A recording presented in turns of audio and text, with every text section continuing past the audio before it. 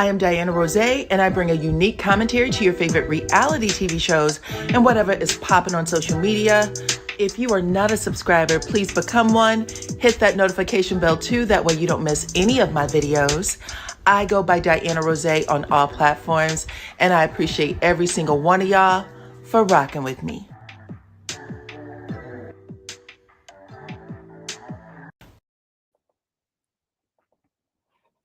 What's up, Supreme Team? Welcome to the channel. Come on in, you guys. Nice to see y'all. Listen, we are here to talk about Real Housewives of Potomac, the reunion. So come on in, child. We got a lot to discuss. Listen, can y'all see me? Can y'all see me? Can y'all hear me? All the things, all the things. Please let me know by putting your city, your state, your country, wherever you are from, your island, into the chat. Okay, look, I am trying not to look like I've been to the dentist. I told y'all at the beginning of February that I had to do dental surgery, which I did last week Wednesday.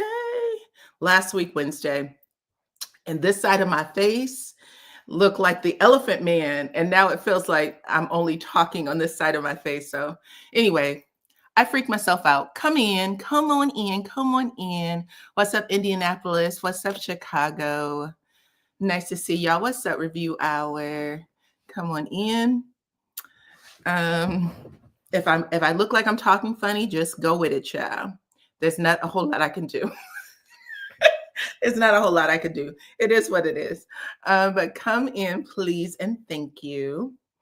Listen, we're talking about Real Housewives of Potomac. So I put a poll at the top of the chat. Hopefully you have taken it. Take it if you haven't, okay?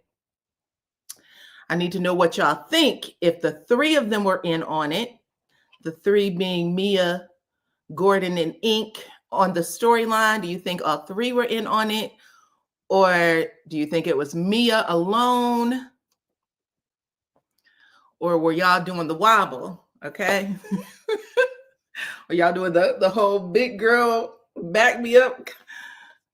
Let me know. What's up, Alabama? Come on in. Y'all heard about Karen, right? She gets her sentence tomorrow. Tomorrow, we will find out the fate of Miss Karen Grand Dame Huger. Okay, so it looks like a couple of things are happening. The prosecutor came out yesterday and they let everybody know that this is Karen's fourth DUI arrest. And basically the prosecutor said, we're going to stop, letting Karen play on our top. We've given her several chances to self-correct. She did not. So we are seeking a minimum of 6 months. They're asking for a 6-month sentence, it sounds like, which the judge can take. Typically they do, or they can, impose higher or less, depending on what they feel, right? Come on in, everybody. But Karen has a whole new defense team. She fired the defense team she had in December that, brought her to that guilty verdict. The new defense team, however, is putting out a different narrative, which may not fly with the courts because it doesn't sound like she's taken full responsibility. They're pushing out a new narrative of Karen is maybe addicted to antidepressants. So they're saying it was the antidepressants that caused what we saw.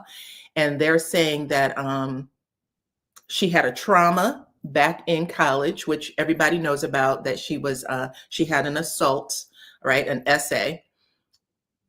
They're saying that she's still dealing with that trauma, the loss of her parents, and they're saying basically combining a jail sentence to that could cause more crazy or chaos. It could add to things. So it's going to be interesting to see how this plays out. Come on in. Welcome. Hey, Caramel. Hey, Clamp God. Karen was on the first episode of Beyond the Gates. Oh, I saw her on that show. I'm watching that. I did. She was making the eyes and the faces back there. So I did see that. But yeah, This is crazy, y'all. Anyway, we're just going to jump into RHOP. I know we only got 74 people right now, but y'all come in as y'all come in. So listen, Mia be lying. Mia. When Karen made the comment, Mia will step on Jesus to stand up, she was not lying. She was not lying. Mia, Inc., and Gordon, because we are leaving those two people out. Mia wouldn't have had this storyline. It would not have played the way it did without the help of those two, okay? There are a lot of people out there right now that is going to bat for Gordon, and I am unclear why. Listen, we get tricked sometime as people start getting older.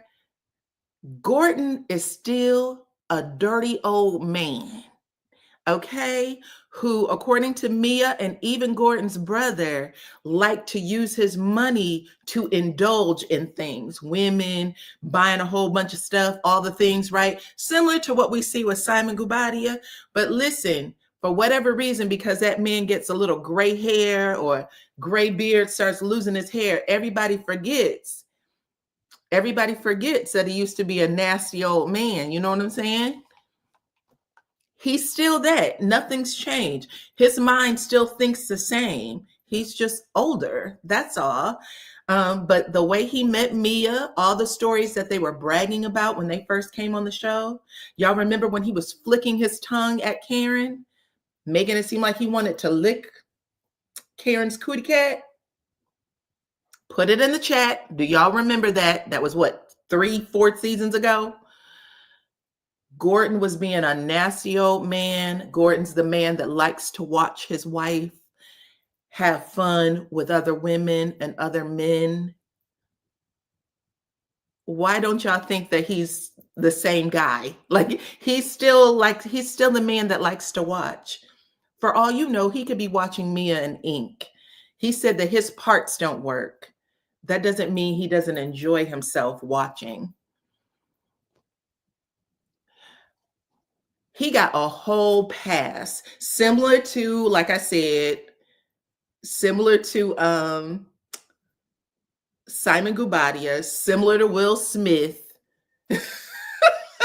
For whatever reason, the women will beat the hell out of the women, but I shouldn't say we forget, because I was sitting there like, Gordon is making out like a fat rat.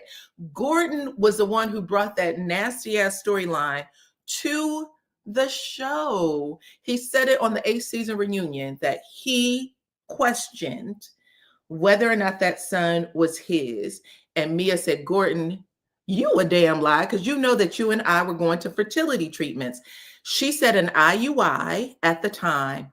On the reunion stage that just happened, she said, I think it was Wendy, she said IVF, but she tripped Mia up. Mia's right. When you get an IUI, which is I think it's intrauterine insemination, the doctor will tell you this is when you're ovulating. Go home and have as much whoopee as you can on your own, and then come in for a time procedure where he inseminates the husband's specimen only. So she was accurate. She could have been pregnant while she was getting the procedure, but Wendy tripped her up. She said IVF and she forgot.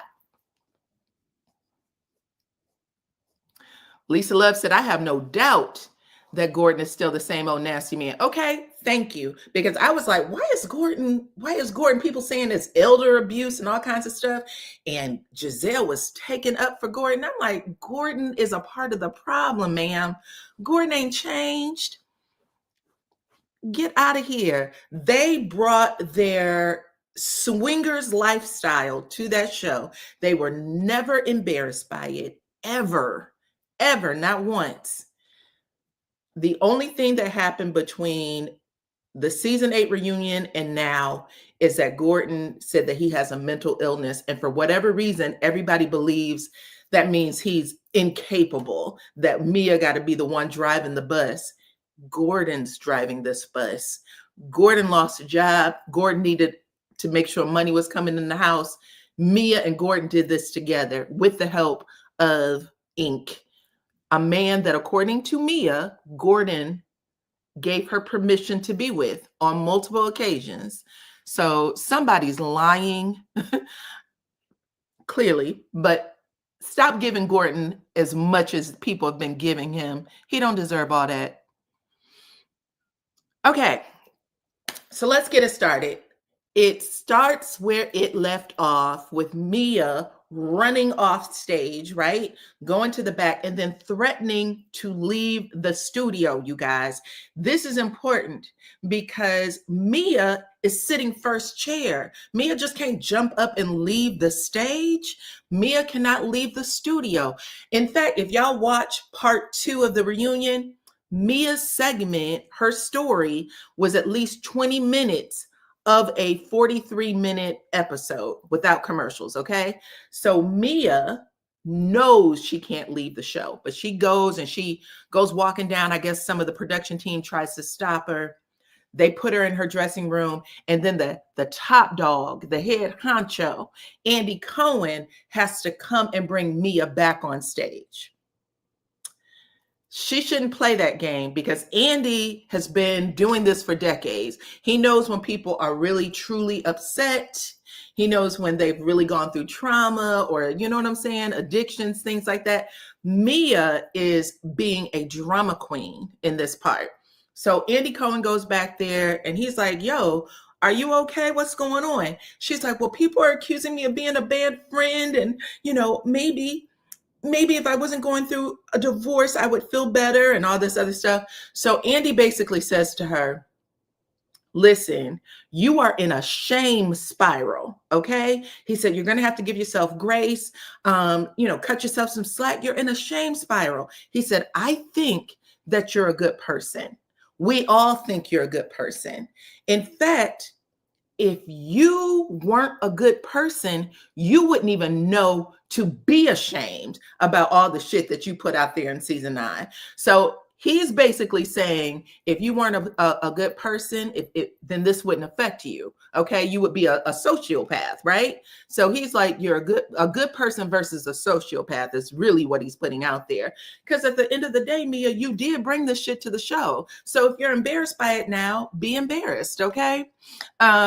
He basically said at the end of the day, she is being called a bad mama, a bad wife, a bad friend, a bad whore, okay, a bad side chick, a bad everything. Mia is uncomfortable sitting on that stage right now only because she doesn't want the backlash to shame. But she asked to be in that seat. If you watch any part of season 9, you know that she coveted that first chair. She was doing everything in her power to take Karen off her throne, period. Okay? She was trying to take Karen down. And Karen ended up not going to the reunion anyway, so she got the first chair by default. She probably would have still took it because they would have had to kick Jazelle back because Jazelle gave nothing this season. What's up, Lady D Keys? Anyone that you see with a wrench behind their name, they are volunteering their time to be a part of the live. Thank you, Miss Lady D Keys. Just follow what they asked you to do. We ask that everybody just be respectful. You know what I'm saying? Because she got liabilities. She certainly does, but she ain't the only one. They're a trio. Take the poll at the top of the page, okay? Well, at the end of the day, I'm going to say this about Mia. Mia did bring that story. Well, I'll say this. It was her husband who brought that story to the show. But from the beginning, Mia has always said and done things to shock people, right? If you pay attention to her when she was talking about all of her surgeries, that she likes to be with men and women, she used to say things for the pure satisfaction of shock, right? I want to see the shock value. Who am I going to upset? That was it. So the fact that she was able to do that and not care is what made her appear as a good reality TV star, because she didn't give a damn. You have to not really care about what people say about you in order to do a good job at reality TV. If you start caring, then you're toast, because you're going to start catering to the audience, to social media. That's when things go awry, unfortunately. Thank you. Thumbs up. please hit the like button, thumbs up, okay? But anyway, she's sitting it back there. Andy Cohen says, get your shit together. He goes back on stage. While he's up there, Jazelle and Ashley are kind of poking fun at Mia, saying stuff like, if you ever throw something, don't you ever leave me and not show up. Otherwise, I'm gonna put you in a headlock and not let go. Ashley saying this to Jazelle. Jazelle is, I would never, as if both of them haven't done some of the worst things on the show. Both Ashley and Jazelle are responsible for some of the worst, most horrible storylines on the show, including Jazelle, what happened just last season between you and Candace. We haven't forgotten. You was poking a whole lot at Mia, but you were doing the same shit just last season. So anyway, while all that's going on, Jacqueline comes on stage. Jacqueline is Mia's childhood friend, shower buddy, also likes to partake in the bedroom activities with her and Gordon and her and Ink, allegedly. Okay. But she comes out, she's very pregnant. She wants everybody to know that the father has never been shown on camera. So it's not Ink's baby. It's not Gordon's baby. It's not her PP. I think she called him the primary parent. So she got two baby fathers at the moment after she gives birth to this one. Mia finally comes back. When Mia comes back, Andy says, great. Now we can get back to asking Jazelle about the G&A event. Because after all, Mia ran off stage during a segment that really didn't have shit to do about her. She just got basically a drama queen and did what a drama queen does, okay? So when he gets back to Jazelle, he realizes he doesn't even have questions for her about the G&A event. Why? Because the G&A event has been shown to be a fraudulent storyline. You can go right now and look up G&A apparel, and the website does not exist, okay? When Andy read that cue card from an alleged fan in part 1, what did the fan say? There doesn't seem to be anything for sale, okay? You got a fashion website with no fashions, okay? Well, they have since deactivated the account. Now, Andy's asking Jazelle about being an empty nester, to which she says, you know what? The first 28 hours, I was real depressed. I was sad, but now I'm good, okay? I can go where I want to go. I can do what I want to do and not worry about anything or anybody. And then because Jazelle does not have a storyline, he proceeds to ask her about her ex-husband and his new wife, which most people probably would have been like, that doesn't really have anything to do with me, but not Jazelle. Jazelle leaned right into it and started answering questions, okay? So he said something like, did Jamal and his new wife really have a wicked themed wedding? And Jazelle said, yes. And she's making fun of it, of course. She said that the kids were mortified that their dad would have a Wicked themed wedding. She also says that Jamal doesn't know anything about Wicked, so she's not sure where this came from. Now, the whole time she's talking, I'm literally like, Jazelle, didn't Jamal's new wife just shoot back shots at you on social media? Like, she literally just told you to keep her name out of your mouth, and here you are on this reunion stage bringing her up again. Then she said basically that Jamal's new wife was a flake because she has not made a relationship with her children. We shall see what happens next, child.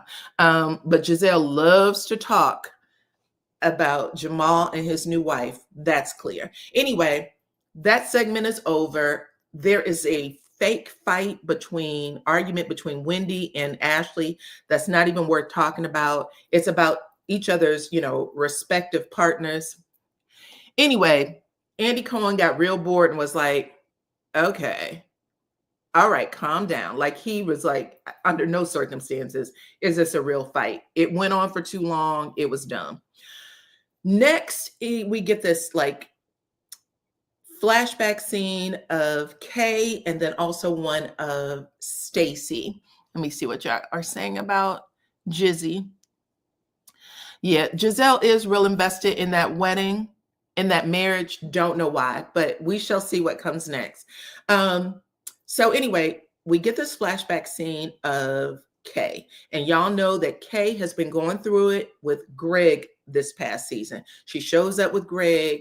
She said he's her man, her man, her man, but Greg does not seem as excited about Kay as Kay seems about him. And at one point, she said that he wasn't interested in what she had going on, to which his response to her was calm the fuck down. He says this at a dinner table with the cameras rolling. Now, the Greg on RHOP, I guess he is a mental health professional, similar to Greg Lunsford on Married to Medicine. He embarrassed the mess out of Kay, and she knows it. She knows it. He also embarrassed himself, which is probably why he didn't want to be on camera, because he knows his limitations. You know what I'm saying? You are a mental health professional. People are coming to you to find, more effective ways of communication. And here you are on television cursing in the worst way at your significant others. So all of that looked just tacky, bad, and sad. You got a little black eye on that business that you got going on. Okay. But after all that is said and done, Kay says he doesn't like to be filmed. He doesn't like to be on camera. It's hard for even me. And this is something that I want to do. Okay. And she said, this isn't the first man who didn't want to be on TV or on the show. And she's not lying. We know that Juan Dixon never wanted to be filmed. Michael Darby, at the end, he, removed himself from the show. Who else? I think Eddie Jackson, Sharice's boyfriend, didn't want to be on the show. Kate, when she was dating that Jewish man, after a while, he didn't want to be on the show. So RHOP has a bad habit of having men come on with their respective, partner, and then they want out. Same thing has happened here. Andy says something like, well, when he was on Watch What Happened Live, he did say he was there to support you, but I understand. Anyway, Kay basically says her and Greg has since taken a break. However, they're still very much together, which I don't know what that means at the end of the day. She's moved out of his house. It looks like the building of the new house that they were doing together is on pause. She's bought herself a condo, so she's moved out. But she said that they're still looking for wedding rings. Now, Andy was trying to get to the knit and grit of her story, but unfortunately, Jazelle was butting into that storyline every half second. He was like, well, when are you guys going to get married if you've moved out? Well, I think next thing you know, Giselle's answering for her. Well, probably when he gives her a ring, that's when she's going to make a decision about blah, blah, blah, blah, blah. We don't need you to inject yourself here, Jazelle. Kay is more than capable, okay? But y'all know how Jazelle does it. Anyway, after they finish up with her, they move on to Stacy, and we find out that Stacy is no longer with her homie, no lover friend, TJ, okay?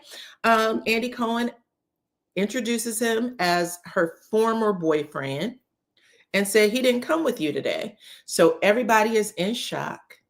Everybody's clutching their pearls, trying to find out why TJ isn't there.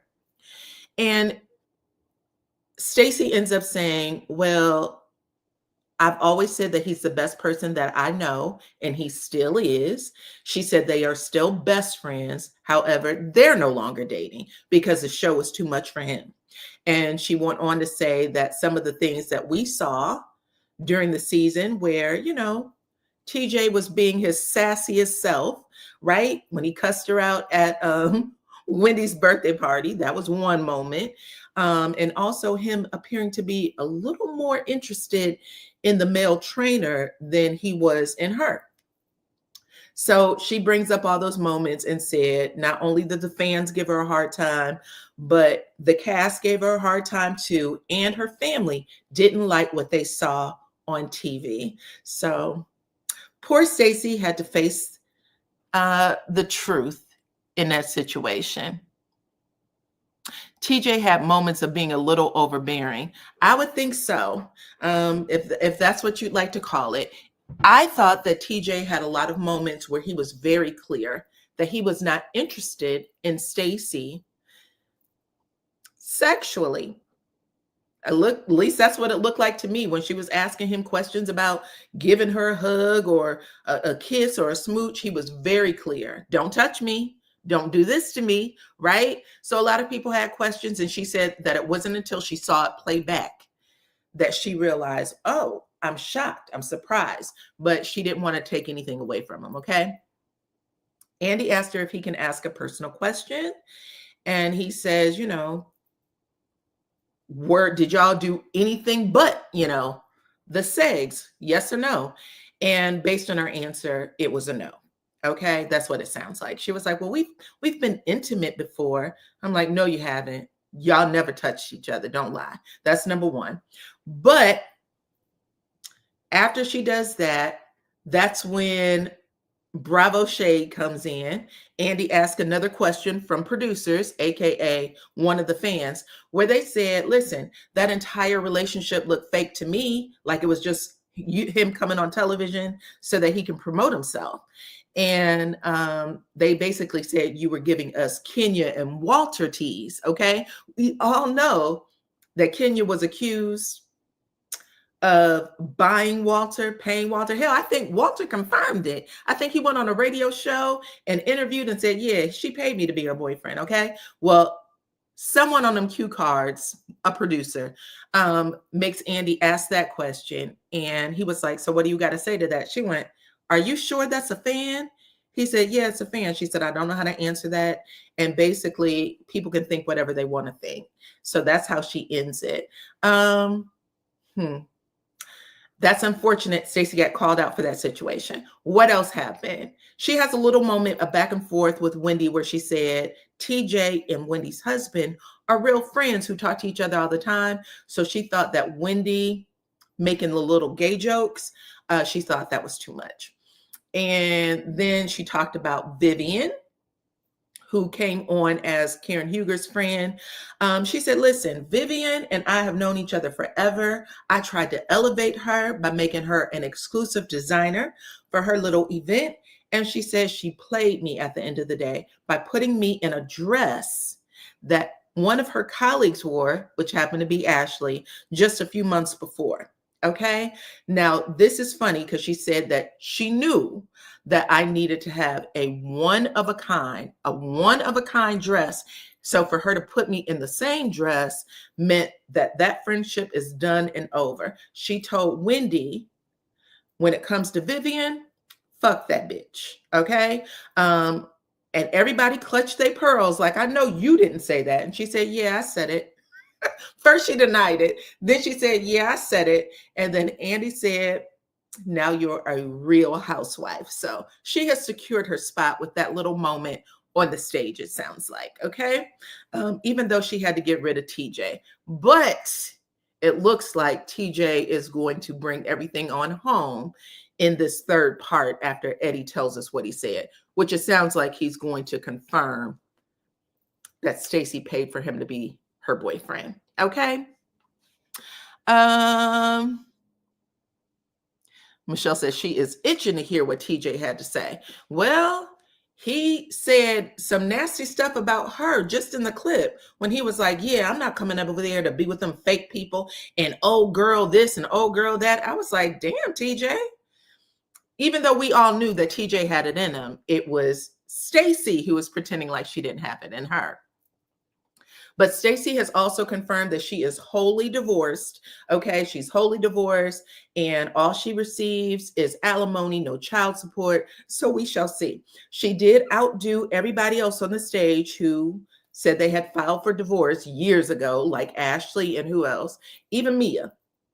So we know what's going on with them, okay? Moving on, now we are at Mia segment, okay? And before Andy could even ask Mia a question, she is already dabbing her eyes like she is so emotional. Please don't say anything that's going to make me run off the stage. She's definitely playing in people's face right now, okay? So while she's doing this, everybody's rolling their eyes before she even gets started.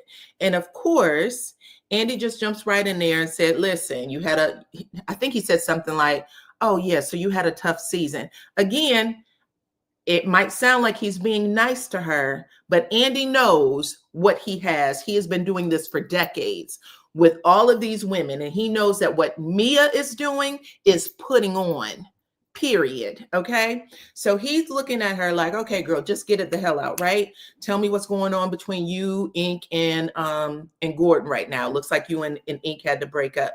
Well, yes, well, me and Ink will always be friends, and he's my best friend. And, I just didn't expect for things to go the way it did.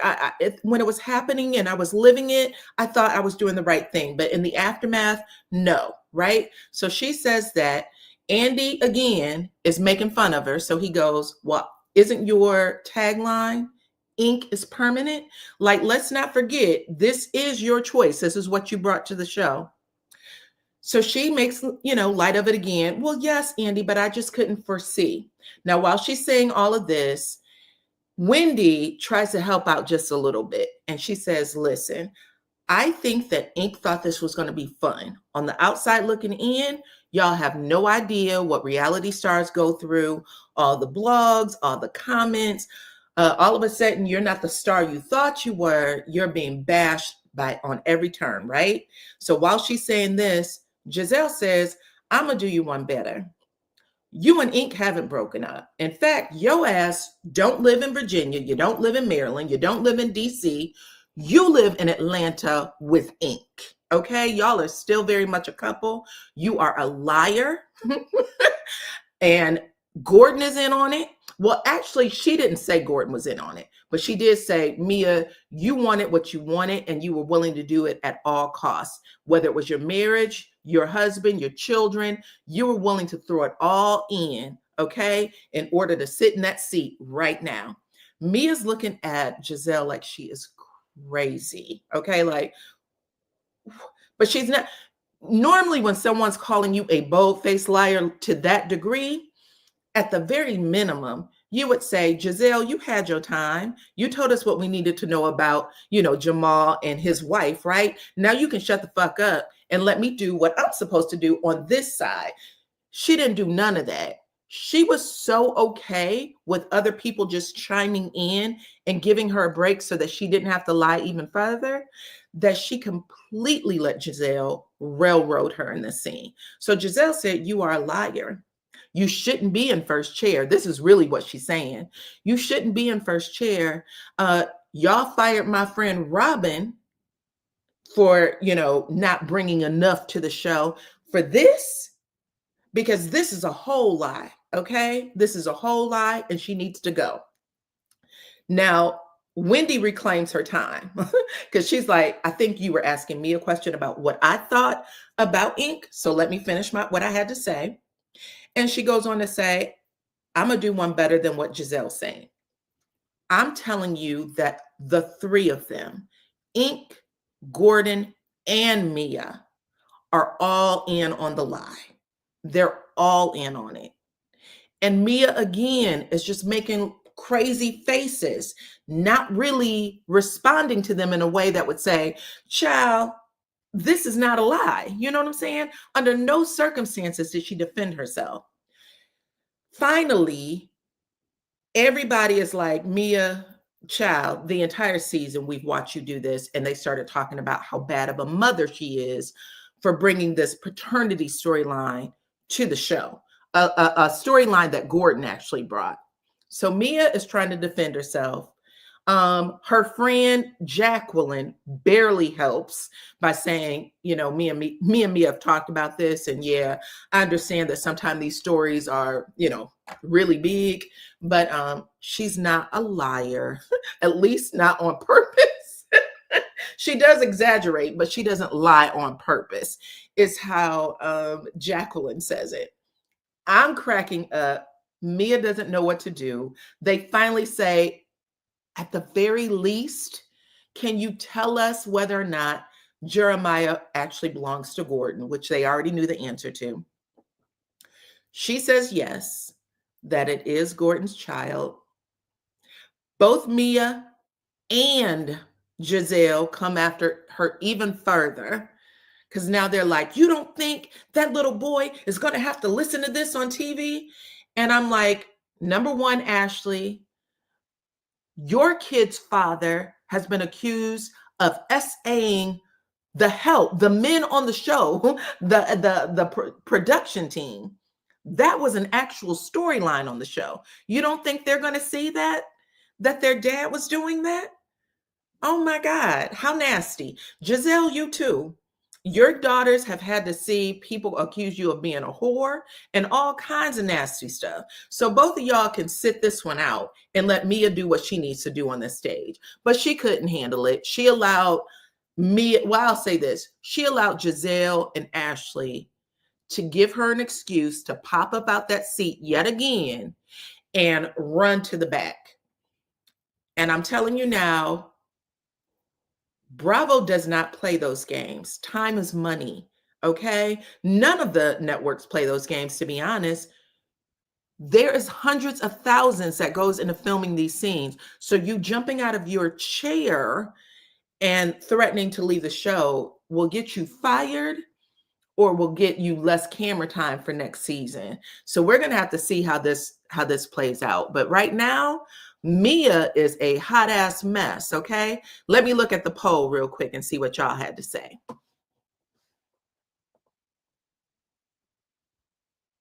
I couldn't believe it, y'all. I was amazed. Okay, so let's see. 122 votes. I asked y'all if y'all thought that Mia, Gordon, and Ink were equally responsible for their storyline. And 67% of y'all said, yeah, all three of them were involved. 27% of y'all said, no, Mia led the entire mess. And 7% of you said that y'all were doing the wobble. Okay. So yeah, that's it. Let's see. Mia popped out of that seat like her ass had a bottle rocket up it. You ain't lying. I kept saying she knows better. She is a CEO. Well, at least that's what she used to tell us all the time. We a CEO. We a CEO. Girl, you know that you can't leave that seat then. You know that. He already came back to get you once. So we'll have to see how it plays out for the next part of the season. That was hilarious. What else y'all got to say? Who would want to be considered crazy? Gordon does not benefit from the storyline. Well, let me tell you what he has benefited from.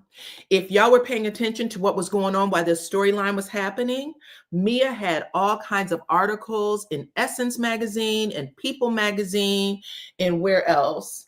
Different publications all over the place, right? She was building herself up, her and Gordon, taking the center stage in all the promo pics. What the camera people or production never picked up is an episode of Gordon in mania or depression, even though at least 3 or 4 times Mia actually said, this is what's going on with Gordon right now. We never heard it in any of the past seasons, just this one. So if they were bringing it, why not bring it? Why not bring it? I don't know. I'm not sure that what we saw is what was the truth. Personally, I think they lied about the whole thing. I think that they have an open relationship. Facts. I think that Gordon gave Mia his blessing to get back with Ink. I think that Ink and Gordon are a little friendlier than what they want us to think. Because we saw them on that boat trip or wherever they were, and they were just fine. Okay. I don't think that Ink could stand in front of Gordon and say, I want a blood test without Gordon swinging on his ass, if that was real. You know what I'm saying? I think there's a lot here that we gave the benefit of the doubt to, but at the end of the day, when you think about who Mia and Gordon were when they came on this show, the only time they ever switched up was this 9th season, adding all that extra shit in it. There's something that isn't right about the storyline, period. period. I don't know. I just feel like they were playing in our face a bit. Now, again, Mia took the brunt of it because Mia was the one who filmed the most. She was with the girls and they all, let her have it. But every time Gordon was on screen, Gordon was of rational mind. He was able to, engage, discuss. We knew he could drive a car, travel by himself. And we also know that she's left the kids with him on several occasions. So she trusts Gordon with her children. There's something missing then. And I don't think that Mia is as dumb as we think. I think that the three of them did a storyline. I don't think they knew how to end it. I think that before the season even ended, right? Gordon and Mia came out and gave us a new narrative to the story. So it's all BS. They have an open relationship. They told us they have an open relationship. They told us they have an open relationship. If Gordon is watching Mia and Jacqueline, why wouldn't he be watching Mia and Ink? Even if they're not in the same room, how do you know that he don't have cameras rigged up? Gordon is not a, upstanding man. You know what I'm saying? He moves different. He lives a different lifestyle. They homeschool their children. They know what they got going on. There's a lot of choices that they made as CEOs who were always out the house and doing things. There's a lot of choices that these people have made that says that it's really around their lifestyle. It's around their lifestyle. They can't share that with everybody. They tried, but people don't like it. The majority of people, anyway. That's what I think. Anywho, that was it. That was the end of the show. It was okay. The only thing I want to see is what they do with Mia next season. I want to know if they are going to reduce her role on the show or if they are going to make sure she doesn't sit first chair ever again because she messed up. Okay? With great power comes great responsibility, child. Don't ask for what you ain't ready for. It'll mess your life up. But anyway, y'all, that is it. That is all. I still owe you a review for episode 12 of Married to Medicine, which I might get done today. And then I got something else for y'all, okay? So I will, that's pretty much it. I appreciate everybody who came over to join for the review, okay?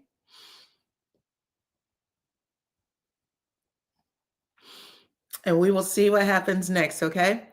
Thank you, guys. Make sure y'all hit that like button, share the video. Follow me on all my platforms at DYANAROZAY.